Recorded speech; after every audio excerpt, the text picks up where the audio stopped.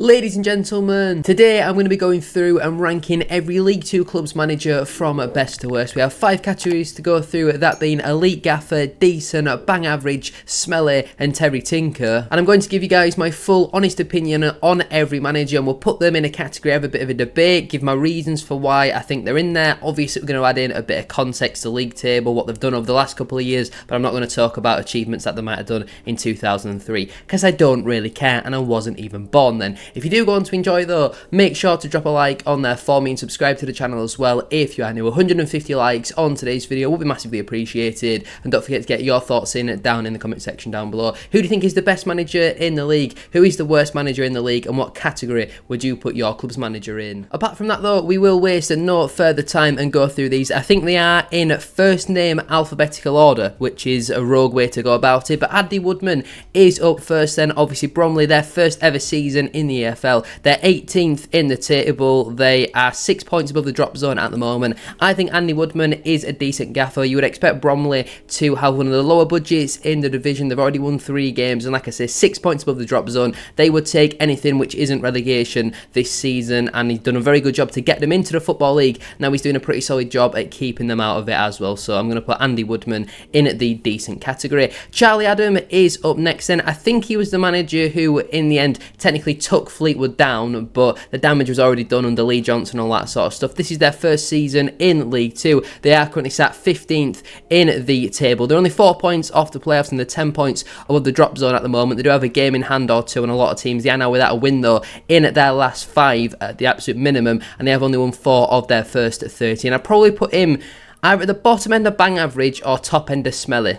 I'm not really too sure. I think I'll put him in smelly for now because Fleetwood on paper do have a good squad. They've got a pretty decent budget for the size of their club. I think there's certainly a lot of room for improvement. I know they have had a few injuries, but they've got some very good players. Some of the best players in this division, like Brendan Weirdo, for example. So I'll put Charlie Adam in smelly, but again, his managerial career hasn't been amazing so far. Maybe smelly is a little bit harsh in terms of the context, but we'll put him in the 4th category, if that does make sense. A man who I have no questions with putting in smelly, Danny Cowley. I do not rate Danny Cowley whatsoever. He's done nothing since Lincoln City days, which was a long time ago. Struggled at Portsmouth, didn't really do amazing with Huddersfield. Now obviously with Colchester, and he's massively underperforming. 21st in League 2, won only 2 of his first 13 matches. A lot of people backed Colchester to be in the playoffs this season. They're having an absolute rotter. I don't rate Danny Cowley whatsoever. They've conceded 20 goals already as well. Only 4 points above the drop zone. No win in at their last 5. They're really struggling at the moment with the players they've got in there.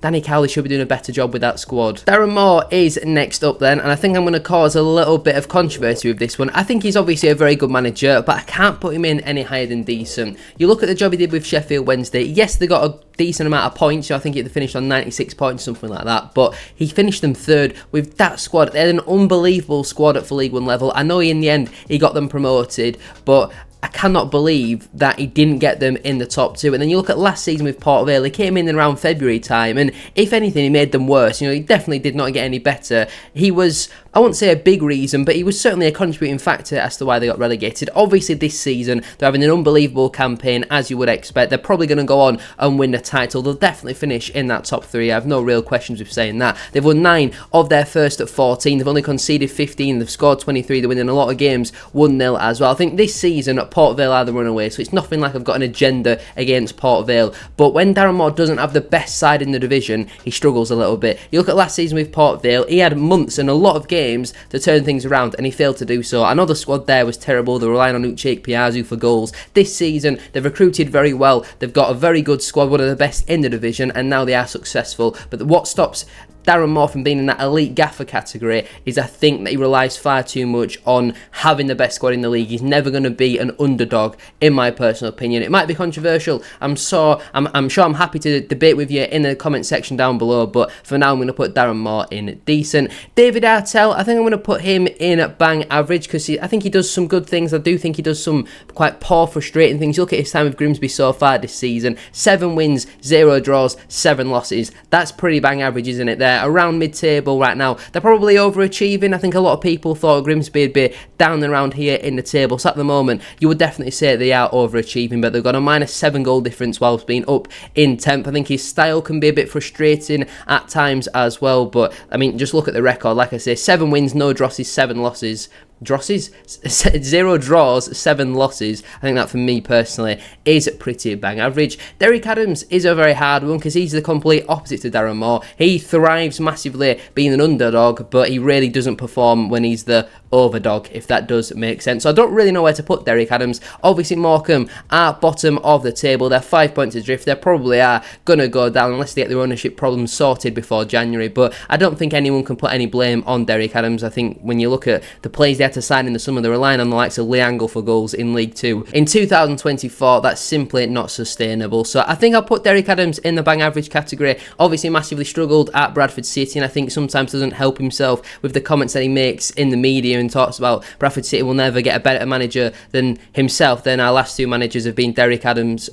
Well, that wouldn't make any sense, would it? Our last 2 managers have been Mark Hughes and Graham Alexander, who are clearly much better managers than Derek Adams. But I would still put him in the bang average category. What he did with Morecambe a couple of years ago, getting them promoted out of League 2, he obviously had a little bit more quality in that squad than what he does now. So I'll stick Derek Adams in bang average. Graham Alexander is up next then, obviously the manager of my team. I'm not going to be too biased here. I think he's a decent manager. I think there's still a lot of room for improvement, but I think out of our last couple of managers, he's got us playing the best style of football. Even when we're not winning games, they're a bit entertaining, which we've not really had under Hughes, Adams, Gary Bowyer, them sort of managers. So I think I'll put Graham Alexander in decent. I think he's got a good connection with the fan base as well, and that's why I think he'll get a little bit more time and patience from the fans. Even if we don't get promoted this season, as long as we're in and around the playoff mix, if we lose in the playoffs again, then I think the fans will stick with Graham Alexander, because he never tries to pull the wool over the eyes of the fans, and he's always honest and open in his interviews, and I really do like that about Graham Alexander, so I'll stick him in decent. Grant McCann is up next then. I think he's the first manager that I'm going to put in elite gaffer. Won the League 1 title with Hull City, got Doncaster in the playoffs in League 1 a few seasons ago now, and obviously this season they are thriving under him. The run they went on in the second half of last season was excellent. They are currently level on points with the top 3, so Grant McCann for me, no question marks, he's an elite gaffer. Before we do go any further though with today's video, don't forget to drop a like on there for me and subscribe to the channel as well if you are new. Can we try and hit 150 likes on today's video? That'd be massively appreciated, and don't forget to get your thoughts in down in the comment section down below. Do you agree or disagree with my rankings? Ian Holloway is up next then. Now this one is a bit of a hard one, because as you can see, he's only been in the job for 6 days, and while technically wasn't managing the Swindon squad at the weekend, we all saw him, he was in the stand, but he was always going down to the dugout and giving instructions from there, which I did quite like from Ian Holloway. But he's been without a job for a couple of years now, obviously back in the game, did an unbelievable job with Blackpool many moons ago, but I said I wasn't really going to count at him. I'll stick Ian Holloway in at bang average. He's a very positive manager, he's very much a motivator, but I think bang average is probably the best place for me to put him at this moment in time. John Doolan is up next. I think he's the first gaffer going in at Terry Tinker. I don't really rate him whatsoever. I think he deserves a bit of credit for getting them 3 wins in a row. They are currently 5 points above the drop zone. I think Accrington will end up getting relegated though this season. I think it'll be them and Morecambe who do go down. I see Carlisle, Swindon and Colchester all gaining more points than Accrington over the course of the season. They were just as bad as Morecambe, despite that 3-game run where they went on and won, back-to-back games. I think apart from that, they have been really poor. Their performances haven't been amazing as well. So I'm going to stick Accrington in Accrington's manager, in the Terry Tinker category. Again, a more newer manager to the role. Taking over the role from John Coleman was always going to be difficult, but I certainly do think he is a bit of a Terry Tinker.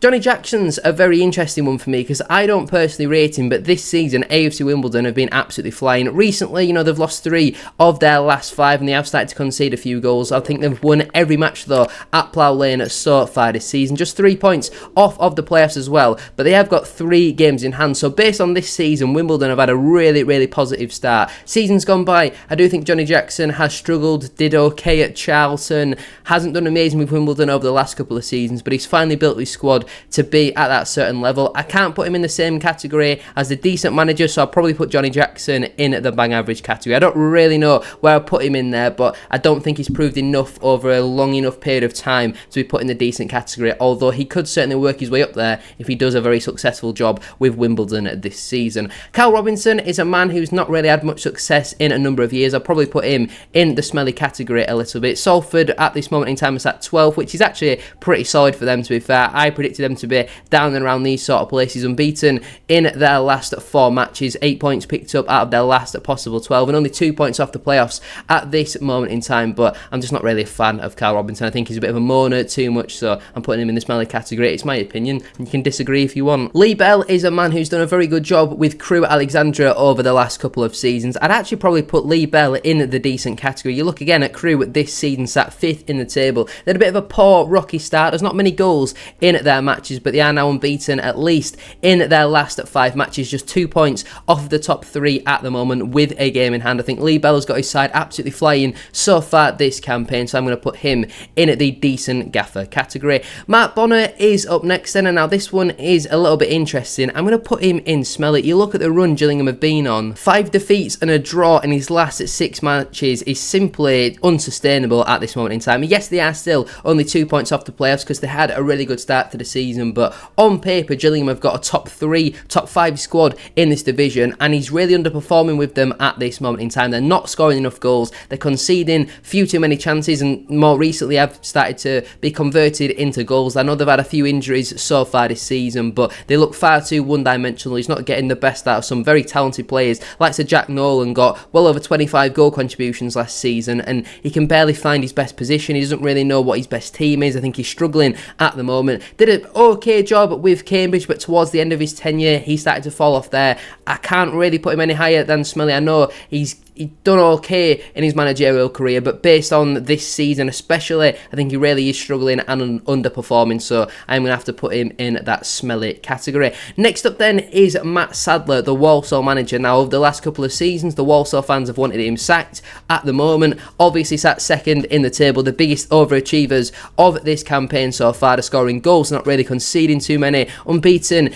in their last 4, picked up 8 points out of their last possible 12. They win their game in hand, they're 1 point away from being top of the table as well. Big credit has to go to Matt Sadler's side. I think based on this season alone, he has to be in the decent category. In years that have gone by, I haven't really rated him too highly, in all honesty, but based on this season, he's massively overperforming. What Walsall are doing this season is arguably more impressive than what Crawley did last season, which is crazy to say, but nobody would have expected Walsall to even finish in the top half, never mind be 2nd after 14 matches or whatever we are. Cheltenham Town's manager Michael Flynn is up next, and while recently they have been on a pretty decent run, I think he is a bit of a Terry Tinker. Did okay with Newport in the couple of seasons he was there. I think he got to a few playoff runs, but since then he's really struggled, massively underperformed at Swindon, really struggling so far this season with Cheltenham. I know that they have done quite well in their last 5, 7 points picked up out of their last possible 9, but before that they were really down and around these relegation sort of places, and for a team that have just come down from League One, who had a very good manager last season in Darrell Clarke, to now have Michael Flynn, obviously former Bradford player, and he loves Bradford. I think we love him quite a lot as well. He's a little bit before my time really watching Bradford City, so I don't really have that emotional connection towards him, but I would unfortunately have to put him in Terry Tinker. It might be a bit harsh, I'd maybe argue Smelly for now though, I'm putting him in Terry Tinker. But before we do go any further with today's video, don't forget to drop a like on there for me and subscribe to the channel as well if you are new. Can we try and hit 150 likes on today's video? That would be massively appreciated, and don't forget to get your thoughts in down in the comment section down below. Do you agree or disagree with my ranking? Let's move on then to Carlisle United manager Mike Williamson next. Obviously his side currently sat in the relegation zone. He's only won 1 match in charge of the Carlisle side, was massively underperforming with MK Dons. He had them around 18th place or something like that. They've lost 3 of their last 4. They've picked up 2 points out of their last possible 15 available. At this moment in time under Mike Williamson, the only way they are heading is towards relegation. I don't rate Mike Williamson whatsoever. I'm happy to put him in Terry Tinker. Did a good job with Gateshead and did a decent job last season with MK Dons, but if you have ever listened to a Mike Williamson interview, have you fallen asleep? Because the answer is definitely yes. He's the most boring man on the planet. Everything is one tone. It's like this, and he just talks, well, the boys are giving it everything, and they're trying the hardest, and they're hurting every time. What player is ever going to get motivated like that? They're in a relegation scrap. There's absolutely no denying it. And I think change needs to happen. Mike Williamson will not keep Carlisle United in the Football League. I think they're really going to struggle. He's far too stubborn in terms of his style. It's Russell Martin all over again. Lots of the ball, lots of possession, but it's pointless possession. They're not creating chances. They're conceding goals for fun. He's still sticking with Harry Lewis, who at the moment is performing at Bradford Park Avenue level. That's like step 4 of non-league. For a little bit of context, he's absolutely stinking the gaff up. Charlie White's injured for the season as well, which is obviously not going to help, but Mike Williamson is an absolutely shocking manager, and I'm happy to put him in the Terry Tinker category. And I think at the moment, not many Carlisle fans will disagree with that. You've got Nelson Jardim of Newport County up next then, and I'm going to have to put him in the decent manager category. Before this season, I'd never heard of him, and I think a lot of people wrote Newport off, thought they'd be relegated this season, but he's got them up in 14th, and they're only 3 points off the playoffs at the moment, unbeaten in their last 2. They're currently 11 points above the drop zone. They are massively overachieving. A lot of people thought they'd be certainly in that bottom 3 or 4, but a lot of people thought the bottom 2 as well. So they're massively overachieving. Like I say, I can only really base it off of this season. I'm not going to lie and say I know about his previous jobs, but with Newport County, he's doing a decent job, so he's going to have to go in the decent category. Nigel Adkins is a very interesting one. Obviously achieved back-to-back promotions with Southampton many moons ago from League One straight through to the Premier League. Since then, kind of struggled with Charlton, now with Tranmere, where I do think he is underachieving, in all honesty. I thought Tranmere had finished in the playoffs this season, largely down to Nigel Adkins, but they've only scored 8 goals all season. They are 8 points off the playoffs and only 6 off of relegation at this moment in time, but to only score 8 goals in your first 13 matches, they've only won once in their last 5 as well. Nigel Adkins, I think I'll stick him in bang average, because I don't think the recruitment has been amazing. There's not really much star quality in that side. They did very well when they had even just one player in Rob Apter last season, so I think you give Nigel Adkins the tools and Tranmere Rovers will be successful. As of right now though, I don't want to be too harsh on him, so I'll put him in bang average. Paul Cook is up next then, and I think I'm going to put him in that elite gaffer category. Won numerous promotions with Wigan, got Chesterfield promoted out of the National League as well. Now this season he's had a very good start to life in League 2. They are currently 6th in the table. They are drawing quite a lot of matches at home as well. They've scored 28 goals so far this season, which is the most in the division. They've got some brilliant attacking talent like of Dylan Marcandy, Paddy Madden, Will Grigg, Ryan Colclough. Is it Ryan Colclough? I'm pretty sure it's Ryan Colclough. Some unbelievable talent in there. Recently they've started to turn a few of them draws into wins as well. In their last 3 matches they've won 2. They've only lost 2 matches all season as well, but they need to start turning a few of them draws into wins. Right now though, Paul Cook is clearly an elite gaffer and certainly one of the best in the division. And same can be said about Scott Lindsay. The job he did with Crawley Town last season deserves to put him in that elite gaffer category. With what I said earlier about Matt Sadler, then why is he not in the elite gaffer category? But Scott Lindsay did an unbelievable job. Didn't really get the chance at Swindon Town to prove himself, and I think the off the field issues were certainly translating on the pitch. He got his chance at Crawley. Everybody wrote them off. Everyone thought they'd finish rock bottom, and he got them promoted. Obviously their start to life in League One wasn't amazing. They were in the relegation places I think when he left. They weren't on a great run of form, and recently has started to turn MK Dons around. They've won their last 3 matches straight, and I think they're going to be a real force to be reckoned with under Scott Lindsay. I backed them to win the title at the start of the season. I actually still think they will go on and win the league for me personally as well. I think under Scott Lindsay they're going to fly this season. One of the best managers in the division, so I'm going to put him in the elite gaffer category. Simon Weaver, he's done a good job with Harrogate. I think I'll probably put him in the decent manager category. Obviously it probably does help that his dad is the chairman or the owner, something like that, so whenever they go on a rocky run you start seeing the Weaver outpost. He's never really going to get sacked. So yeah, I think he's a decent manager, done a very good job. They're probably going to avoid relegation again this season. They're currently 17th in the table, 7 points above the drop. They pick up the points when they need them, so the likes of Doncaster at home, Bradford at home as well. He knows how to get his players up in at them home sort of Yorkshire clashes, and they accumulate enough points over the season. But with all due respect, a team like Harrogate should not be in League 2 consistently for the period that they have been, so Simon Weaver does deserve credit for that. Stephen Clements is a bit of an interesting one. Barrow obviously sat 9th in the table. I'll probably put him in at the bang average category. Struggled a little bit with Gillingham last season. Isn't doing amazing so far this campaign with Barrow, despite a pretty positive start, so I'll stick him in bang average. And the final manager then is Stuart Maynard of Notts County. Obviously Notts currently 3rd in the table, and even though they've had a few key injuries to key players so far this season, Jody Jones picked up quite a lengthy one, and I don't think he's going to be back until January sort of time. Obviously the best player in the entire division, but I think Stuart Maynard, it's a hard one to say. Last season, obviously, massively underperformed, but you look at the defence of Notts County, they've massively improved that this season. They've improved the goalkeeper as well. If they still had Macaulay Langstaff, they'd definitely go on and win the league, but Alastair Najata, when he's been fit, has been firing goals. They've only conceded 12 so far this season. I think I would have to put Stuart Maynard, it's either really bottom end decent or top end of bang average. Looking at some of the managers in bang average, I'd probably stick him in there. Some people might say that's a little bit harsh, but that's just my personal opinion then. So in Elite Gaffer, we have Grant McCann, Paul Cook and Scott Lindsay. In Decent, we have Andy Woodman, Darren Moore, Graham Alexander, Lee Bell, Matt Sadler, Nelson Jardim and Simon Weaver. In Bang Average, we have Stuart Maynard, David Artell, Derek Adams, Ian Holloway, Johnny Jackson, Nigel Adkins and Stephen Clements. In Smelly, we have Charlie Adams, Charlie Adams, Danny Cowley, Cal Robinson and Matt Bonner. And then in Terry Tinker, we have John Doolan, Michael Flynn and Mike Williamson. So there is my ranking of every League 2 manager. Let me know your thoughts down in the comment section down below. Do you agree or disagree with my ranking? Who is the best and worst manager in the division? Where would you put your club's manager as well? Don't forget to like and subscribe if you haven't already. 150 likes on today's video will be massively appreciated. Thank you all so much for watching, and I'll see you very soon for another one. Peace.